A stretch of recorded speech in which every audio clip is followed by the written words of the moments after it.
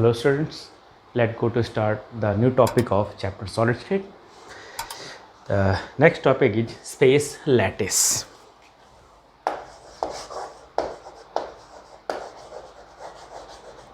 Space lattice or crystal lattice.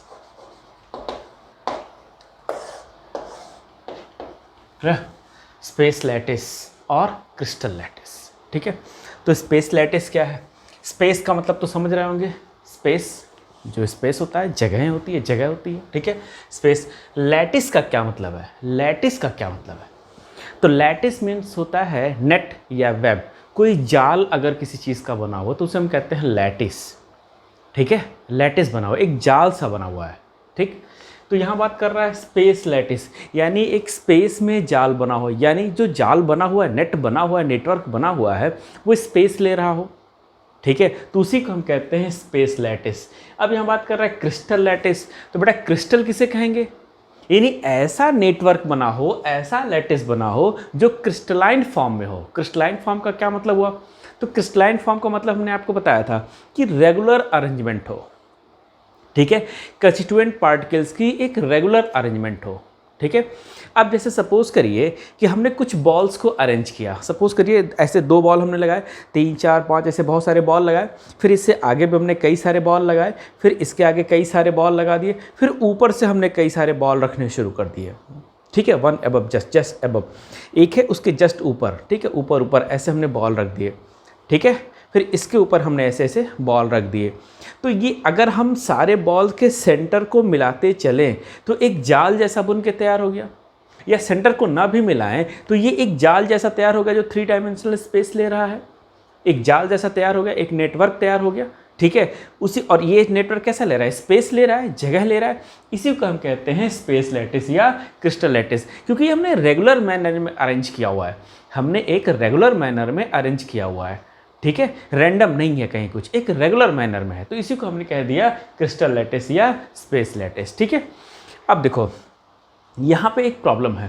Problem ये है कि अगर सपोज कर हमने एटम ऐसे ऐसे रख दिया, जैसे मान लीजिए कि हमने एक एटम यहाँ पे रखा, फिर एक एटम यहाँ पे रखा, एक एटम यहाँ पे रखा, एक एटम, ठीक है। एटम हमने अरेंज कर दिया। बेटा हम बोर्ड पे 2D तो आपको दिखा सकते हैं कि हाँ ठीक है एटम हमने, अब इसके ऊपर अगर हम एटम रख रहे हैं तो आपको हम 3D कैसे दिखा पाएंगे? हमारे लिए मुश्किल हो गया ये दिखाना, ठीक है। तो अगर हम इनके सेंटर्स को अगर हम मिला दें, सभी के सेंटर्स को अगर हम ज्वाइन करें आपस में, ठीक है, तो यहाँ पे क्या बन के तैयार हो जाएगा? स्क्वायर। यहाँ पे क्या तैयार हुआ है? स्क्वायर तैयार हुआ, ठीक है। यानी कि अगर सपोज करिए कि बॉल रखे हैं ऐसे, ठीक है, कई सारे बॉल हैं, कई सारे बॉल आ गए, ठीक। अब अगर सभी बॉल के हम सेंटर को मिलाएं तो क्या बन गया? ये स्क्वायर बन गया। अब अगर इसके ऊपर भी हम बॉल रखते चले गए, ठीक है, इसके ऊपर भी हमने बॉल रख दिया, तो अगर उसके भी सेंटर को मिलाएं तो स्क्वायर बन गया। अब अगर नीचे ऊपर नीचे वाले जो बॉल्स हैं उनके सेंटर को मिलाएं तो क्यूब बनता चला जाएगा, ठीक है, क्यूब बनता चला जाएगा। अब हमने नीचे वाले एटम तो ठीक है आपको दिख रहा है, अब जिस इसके आगे वाले एटम रख दिए, उसके आगे रख दिए, तो पीछे वाला हम कैसे दिखा पाएंगे? तो 3D तो हम दिखा नहीं पाएंगे। तो हम क्या करते हैं, जो सेंटर से सेंटर को अभी भी हमने मिला के स्क्वायर और क्यूब बनाया था, हम बस उस लाइन को दिखाएंगे, सेंटर से मिलता हुआ लाइन को शो करेंगे, एटम नहीं दिखा रहे हैं, ठीक है। यही रिप्रेजेंटेशन का तरीका होता है, तभी आपको समझ में आएगा, ठीक है। तो हम ये नहीं दिखाएंगे कि ऐसे एटम है, ठीक है। हमने सीधा सीधा क्या बात कर लिया? हमने सीधा सीधा कहा कि ये सेंटर है, मान लीजिए ऐसे, ठीक है, ये ऐसे हमने कई सारा बना दिया।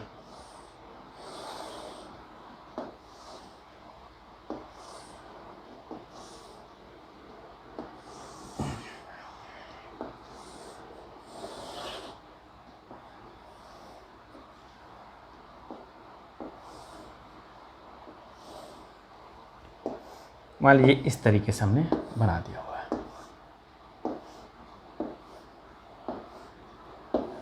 ठीक है।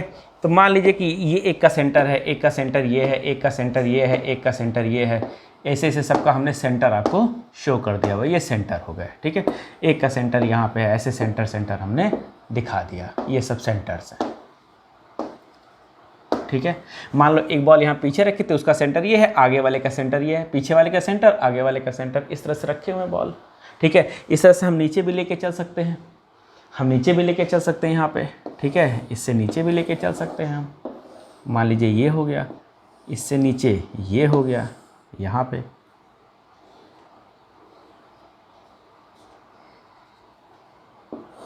इससे नीचे हम ये लेके चल सकते हैं, ठीक है।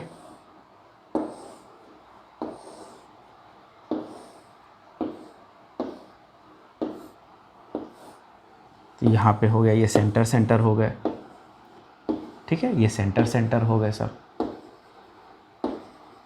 तो ऐसे ही हम 3D दिखा सकते हैं, बाकी हमारे लिए बड़ा मुश्किल होगा दिखाना, ठीक है। हम 3D ऐसे ही शो कर सकते हैं।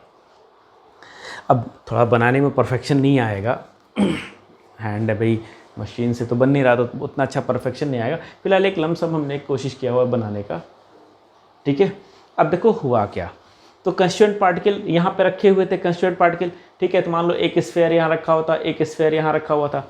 तो कंस्टिट्यूएंट पार्टिकल्स को हमने एक रेगुलर मैनर में 3 डायमेंशन में अरेंज किया, बॉल बॉल बॉल बहुत सारे, ठीक है, एटम आयन मॉलिक्यूल कुछ भी हो सकते हैं, ठीक है। हमने एटम एटम एटम, फिर एटम एटम, ऐसे एटम एटम को रख दिया चारों तरफ से, ठीक है। इसके ऊपर भी बहुत सारे एटम रख दिए, सबके सेंटर्स को मिलाते चले गए, तो एक स्पेस लेने वाला जाल बन के तैयार हो गया। इसलिए हमने इसको कह दिया स्पेस लैटिस या क्रिस्टल लैटिस। क्लियर है। तो कंस्टिट्यूएंट पार्टिकल्स को हमने अरेंज किया हुआ है, ठीक है, एटम आयन मॉलिक्यूल किसी को भी हमने अरेंज किया हुआ है, 3 डायमेंशनल अरेंजमेंट किया हुआ है, ठीक है, जो स्पेस ले रहा है और एक जाल जैसा बन के तैयार हुआ है और रेगुलर मैनर में अरेंज है, ठीक है। इसीलिए हम इसको कहते हैं स्पेस लैटिस या क्रिस्टल लैटिस। कोई दिक्कत समझने में, ठीक है। नेक्स्ट पॉइंट, हमारा अगला जो पॉइंट है वो है लैटिस पॉइंट। लैटिस पॉइंट, अब बेटा ये लैटिस पॉइंट क्या होता है? तो पॉइंट क्लियर है ना, ठीक है। अब एक यहाँ पे एक थोड़ा सा कंफ्यूजन होती है, उसको समझिएगा, ठीक है। लैटिस पॉइंट ये वो जगह नहीं है जहाँ पे कंस्टिट्यूएंट पार्टिकल रखा गया है। बहुत सारे लोग कहते हैं कि लैटिस पॉइंट ये ऐसी जगह हैं जहाँ पे कंस्टिट्यूएंट पार्टिकल्स रखे गए हैं। नहीं, ऐसा नहीं है। कंस्टिट्यूएंट पार्टिकल का सेंटर वाला, भाई पॉइंट कह रहा है, कंस्टिट्यूएंट पार्टिकल कोई पॉइंट नहीं होता, वो तो स्पेस ले रहा है ना। तो कंस्टिट्यूएंट पार्टिकल, मान लो कोई एटम है, उसका जो सेंटर होगा, जो ये हमने दिखाया हुआ है सेंटर है ना, ये सेंटर है जहां पे एटम ऐसे रखा हुआ है। तो ये पूरा एटम नहीं है, ये एटम का सेंटर है। एटम तो इतने बड़े बड़े हैं, ठीक है। तो एटम का जो सेंटर हो रहा है उसे हम कहते हैं लैटिस पॉइंट। ये जो जाल बन के तैयार हुआ है, यानी ये जो पोर्शन हुआ ये कहलाएगा लैटिस पॉइंट, ठीक है। ये है लैटिस पॉइंट, ये है लैटिस पॉइंट। तो बेटा ठीक है, बहुत सारे लोग दिखाते तो इसको है लैटिस पॉइंट, लेकिन कहते हैं ये वो प्लेस है लैटिस पॉइंट जहां पे कंस्टिट्यूएंट पार्टिकल रखा है। नहीं, ऐसा नहीं है। लैटिस पॉइंट के ये पॉइंट है तो इसके ऊपर नहीं रखा है, गलत बात है। ये तो सेंटर है उस एटम का, उस कंस्टिट्यूएंट पार्टिकल का सेंटर होता है लैटिस पॉइंट। क्लियर। तो सेंटर से सेंटर हमने मिलाया है, सेंटर से सेंटर हमने मिलाया है, ठीक है। मान लीजिए हमने कंस्टिट्यूएंट पार्टिकल ऐसे रखा हुआ है, तो ये है लैटिस पॉइंट उसका, ये दोनों है लैटिस पॉइंट। मान लो ऐसे हमने रखा हुआ है, ठीक है, तो ये है लैटिस पॉइंट। तो ये थोड़ी ना है लैटिस पॉइंट, ये नहीं है लैटिस पॉइंट। क्लियर हो गई बात बेटा? लैटिस पॉइंट क्या है, ठीक है। तो लैटिस पॉइंट क्या है? कंस्टिट्यूएंट पार्टिकल जहां पे रखा हुआ जो सेंटर है, कंस्टिट्यूएंट पार्टिकल का जो सेंटर होता है उसे लैटिस पॉइंट कहते हैं। क्लियर, ठीक है। तो लैटिस पॉइंट क्लियर हो गया, कोई दिक्कत? अब नेक्स्ट जो हमारा टॉपिक है वो है यूनिट सेल। यूनिट सेल, ठीक है। यूनिट सेल, यूनिट का मतलब समझ रहा है? यूनिट का मतलब इकाई, एक सेल का मतलब होता है कंपार्टमेंट। तो एक कंपार्टमेंट मतलब जैसे सपोज करिए कोई एक बहुत बड़ी दीवार है, कोई वॉल है, ठीक है। वॉल जो है वो ब्रिक से बनी है, ईंटों से बनी हुई है, ठीक है।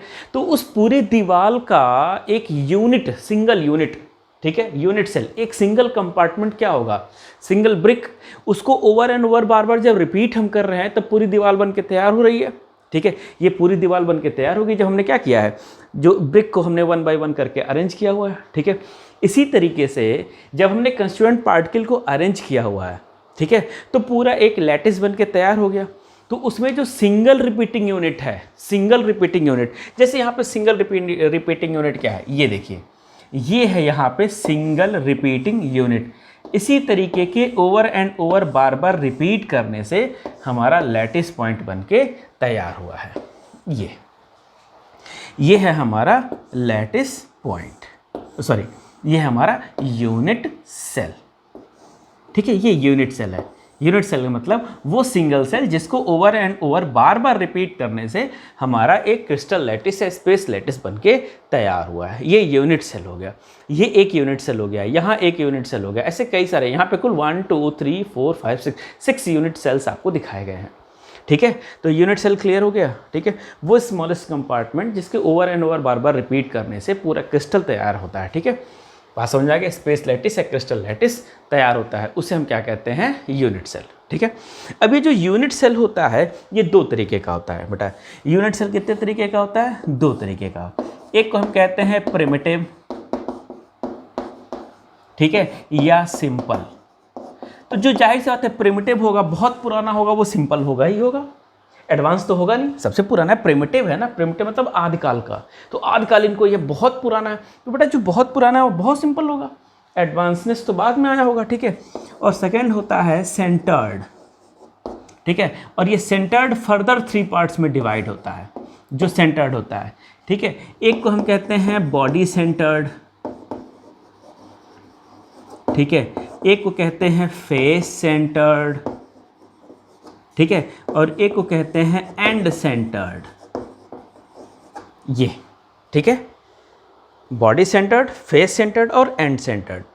ठीक है, यूनिट सेल, बात समझ में आ गया, यानी बॉडी सेंटर्ड यूनिट सेल। ठीक है, बात समझ में आ गया। इस तरह से यहाँ पे कुल यूनिट सेल कितने तरह के हो गए, दो तरह के, प्रिमिटिव और सेंटर्ड। प्रिमिटिव मतलब सिंपल क्यूबिक हो गया, ठीक है, और बॉडी सेंटर्ड मतलब body centred cubic unit cell, सब क्यूबिक ही तो बन रहा। ठीक है, फिर face centred cubic unit cell और end centred cubic unit cell, कुल इस तरीके से नाम दिए जाते हैं इसको। ठीक है, बात समझ में आ रही है, क्लियर। तो बहुत सिंपल सा हो गया, लैटिस पॉइंट पढ़ा हमने, स्पेस लैटिस पढ़ा, लैटिस पॉइंट पढ़ा और यूनिट सेल पढ़ लिया। ठीक है, यहाँ तक समझने में कोई परेशानी? ठीक है,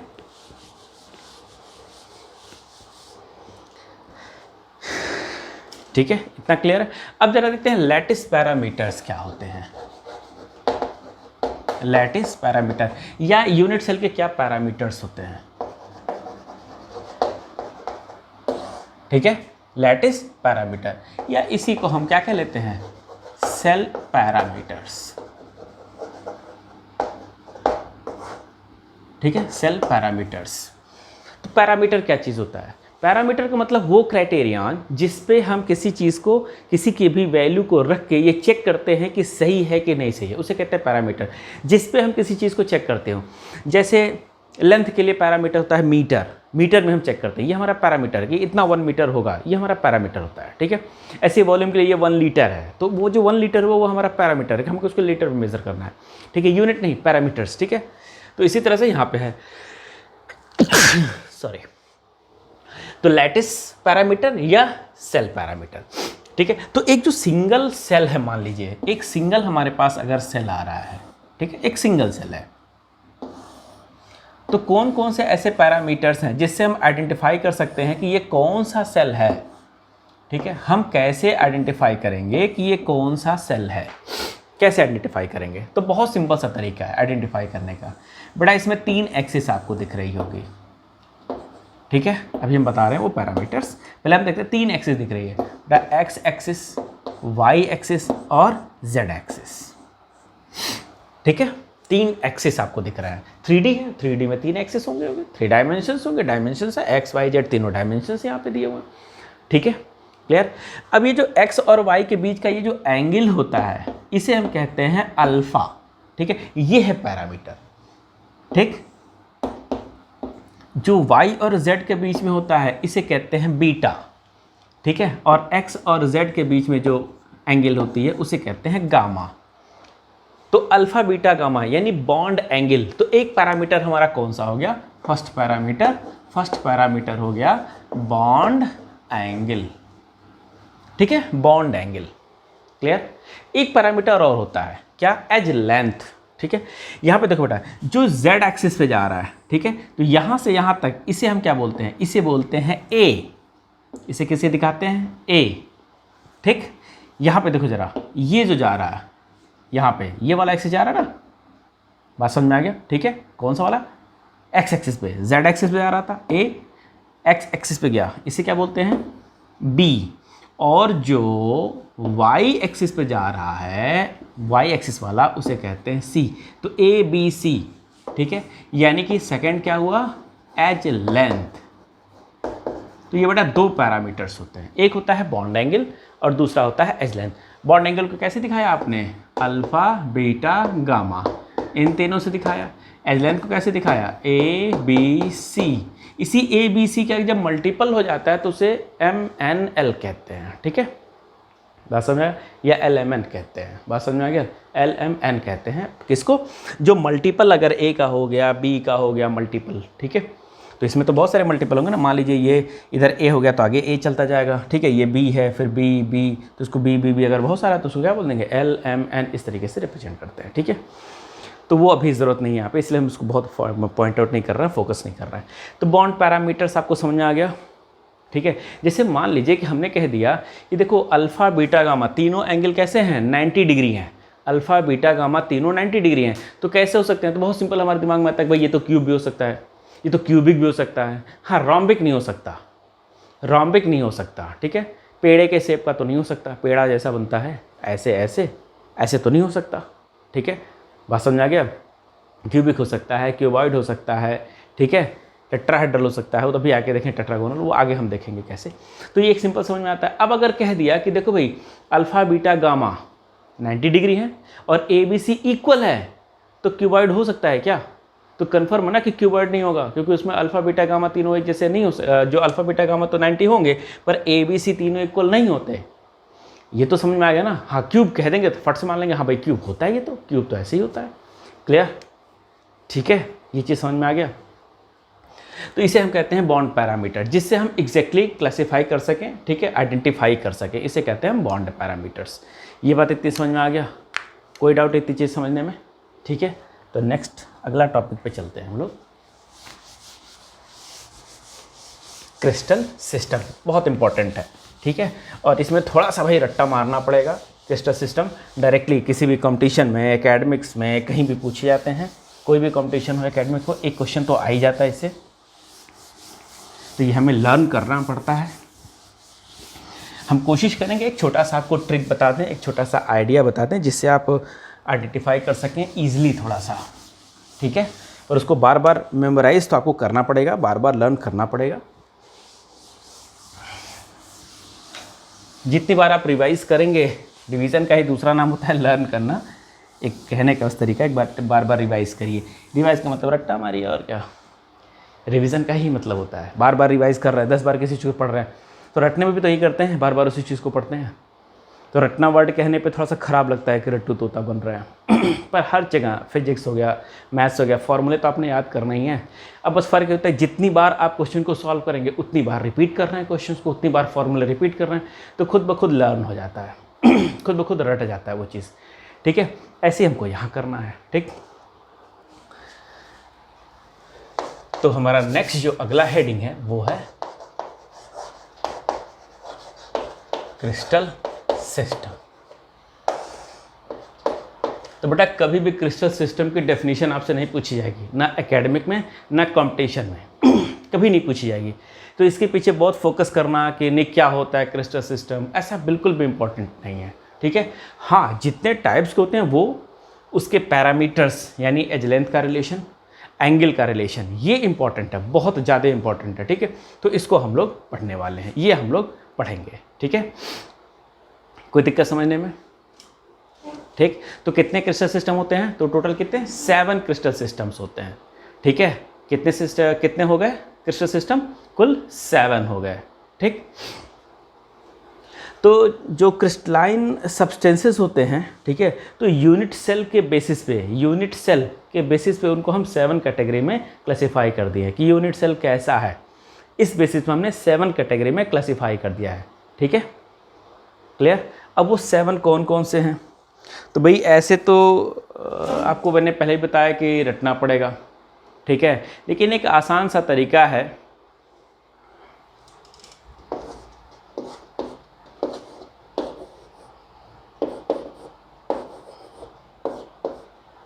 ये इंपॉर्टेंट है, CTOR HMT घड़ी आती थी, थोड़ा सा याद रखेंगे उसे भी, ठीक है। तो CTOR ORHMT, दो जगह टी आया है, बाकी में तो कोई दिक्कत नहीं है। पहला वाला टी टेट्रागोनल को कहता है, ठीक है, पहला वाला टी क्या बोलेगा, टेट्रागोनल, और लास्ट वाला टी क्या बोलेगा, ट्राइक्लिनिक, ठीक है, पहला वाला टेट्रागोनल, लास्ट वाला ट्राइक्लिनिक, ठीक है। क्या हो गया, CTORHMT, CTORHMT, थोड़ा रास्ते में चलते रहेंगे, CTORHMT, CTORHMT, ठीक है, ऐसे बोलते रहेंगे, याद हो जाएगा आपको, 2-4 बार रिवाइज करेंगे। तो C for cubic, T for tetragonal, O for orthorhombic, R for rhombohedral, H for hexagonal, M for monoclinic, T for triclinic. तो एक क्लिनिक, 3 क्लिनिक, एक क्लिनिक, 3 क्लिनिक, ठीक है। ये सीक्वेंस हम क्यों आपको बता रहे हैं, इसी सीक्वेंस पे थोड़ा सा रटना आसान होगा, मतलब ये हमारा आप अपने भी तरीके से बना सकते हैं, ये सीक्वेंस बस हमने बनाया हुआ था, ठीक है, क्लियर। अब थोड़ा सा आसान चीज़ क्या है, सबसे पहले वाले में सब कुछ सही रहता है, तो अल्फ़ा बीटा गामा सब इक्वल रहेगा, सब बहुत अच्छा है। दूसरे वाले में एक चीज़ गड़बड़ हो जाएगी, ठीक है, दूसरे वाले में एक गलत हो जाएगा, ठीक है, ये तो ठीक है, ये गलत हो जाएगा, ये गलत हो गया, ठीक है, दूसरे वाले में क्या हुआ, एक गलत हो गया, तो इसमें क्या बोलेंगे, इसमें बोलेंगे सब ठीक है, सब ठीक। अभी क्या हुआ, एक गलत, एक गलत, इसमें क्या हुआ, सब गलत, सब गलत, सब गलत का मतलब A not equals to B not equals to C, ठीक है, सब ठीक, एक गलत, दोनों गलत, ठीक है। क्यूबिक में क्या हो गया, A equals to B equals to C, अभी मैंने बात कही थी आपसे। टेट्रागोनल में क्या हो गया, A equals to B not equals to C, ठीक है।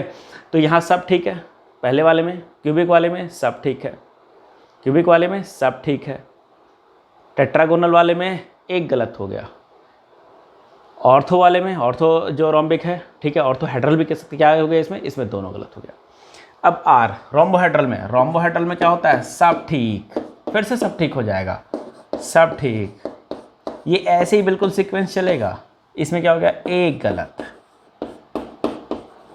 एक गलत समझेंगे इसको, ठीक है, वही चीज़ फिर गलत हो गई, बात समझ आ रहा है, यानी ऐसे फिर से रिपीट मारना शुरू, फिर रिपीट हो जाएगा, पूरा रिपीट होगा, ठीक है। इसमें क्या हो जाएगा, सब गलत, सब गलत, A not equals to B not equals to C। अब बेटा ट्राइक्लिनिक तो कुछ सोचना नहीं है, सबसे ज़्यादा अनसिमेट्रिकल होता है, तो बेटा इसका हमेशा सब गलत रहेगा, हमेशा सब गलत रहेगा, ठीक है।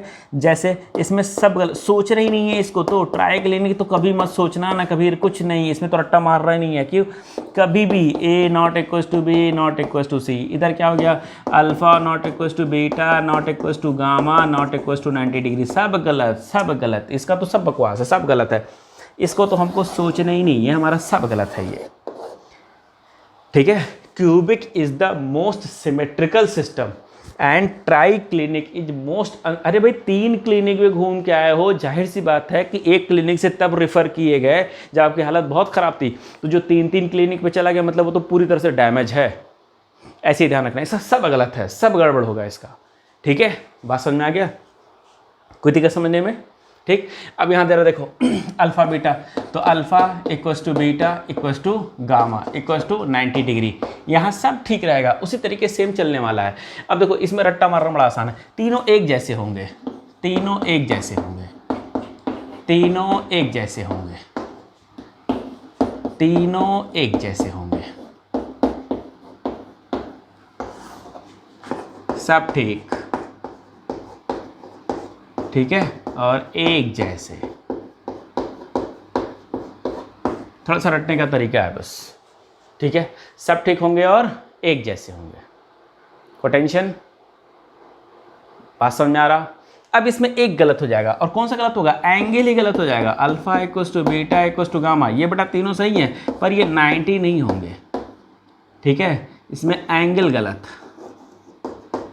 एंगल गलत, एक गलत हुआ बस, एंगल गलत, बात समझ में आ गया, इसमें बस एंगल गलत हुआ, ठीक। अब ये दो बच गए, दोनों में एक चीज़ चेंज होने वाला है, दोनों में बस एक चीज़ चेंज होने वाला है, क्या, alpha equals to beta, alpha beta के इक्वल होगा और ये दोनों कितने हो जाएंगे 90 डिग्री, और गामा कितना होगा 120 डिग्री। आपको ऐसे भी याद रहेगा बेटा, ये है हेक्सागन, तो हेक्सागन याद आ रहा है, हेक्सागन। तो हेक्सागन अगर हम ऐसे बना रहे हैं हेक्सागन को, तो ये एंगल तो 120 होगा ना, लेकिन जब यहाँ से ऐसे खींचेंगे तो ये तो 90 होगा। हेक्सागन ऐसे ऐसे ऐसे ऐसे बना दिया तो ये तो 120 हुआ, लेकिन जब इसके नीचे तो ये परपेंडिकुलर हो गया ना एंगल, तो ये तो 90 होगा, इधर से भी 90 होगा, इधर से भी 90 होगा, तो दो तो हो गया 90, यानी अल्फ़ा बीटा क्या हो गया 90, और गामा कैसा हो गया, गामा हो गया 120। बात समझ में आ गया? ठीक है, अब क्या करना है उल्टा, अल्फ़ा इक्वस टू गामा, इसको उठा के इधर ले आओ और बीटा को उधर किनारे करो।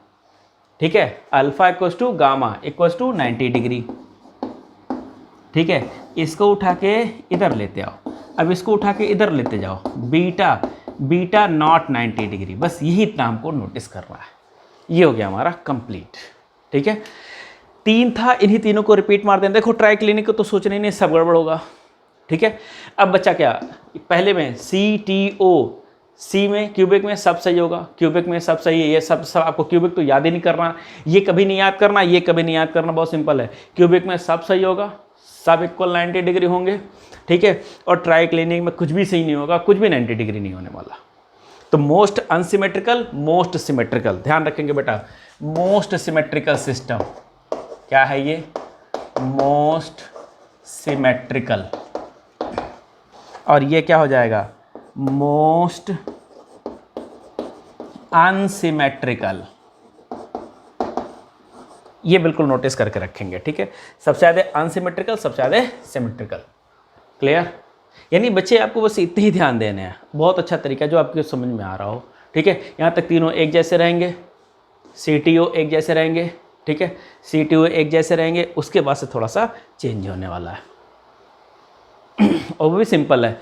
इसमें क्या रहा, बस एंगल गलत हुआ, एक चीज़ बस इसमें गलत हुई, एंगल गलत हुआ। ठीक है, इसमें अल्फ़ा बीटा 90 होगा पर गामा नहीं होगा, गामा 120 होगा। हेक्सागन है, अभी मैंने समझा हेक्सागन में तो ऐसे भी नाम अगर बता दिया जाए तो क्लियर रहेगा हेक्सागन में क्या होता है।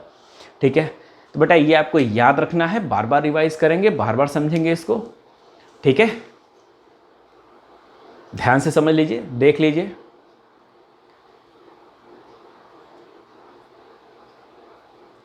ठीक है, आगे बढ़ते हैं।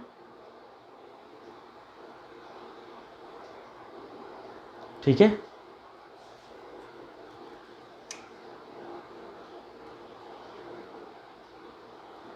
ठीक, अब हमारा जो लास्ट पॉइंट है वो है ब्रेवियस लैटिस इस टॉपिक का। ठीक है, ब्रेवियस लैटिस।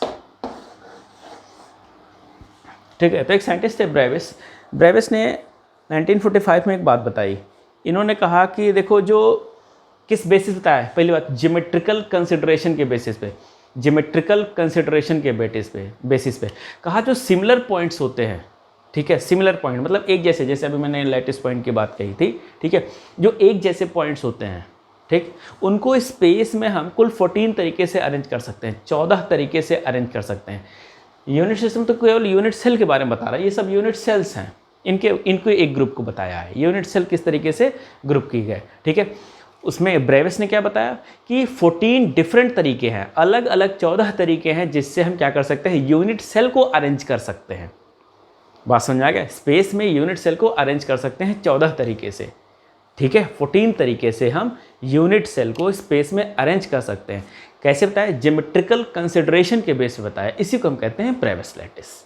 ठीक है, वही 14 डिफरेंट वेज जो होते हैं उन्हीं को हम कहते हैं ब्रेवियस लैटिस। बात समझ में आ गई? ठीक है, ब्रेवियस लैटिस क्या रहा?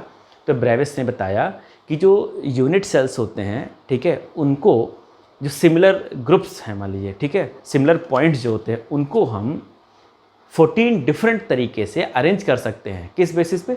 ज्योमेट्रिकल कंसिडरेशन के बेस पे ये बात बताया कि 14 अलग अलग तरीके से हम अरेंज कर सकते हैं। ठीक है, उसी 14 अरेंजमेंट को हम कहते हैं ब्रेवियस लैटिस।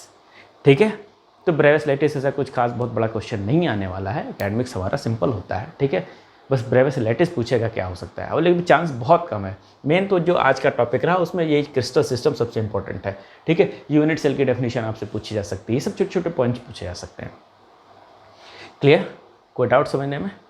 ठीक है, तो नेक्स्ट अगले लेक्चर में। ओके।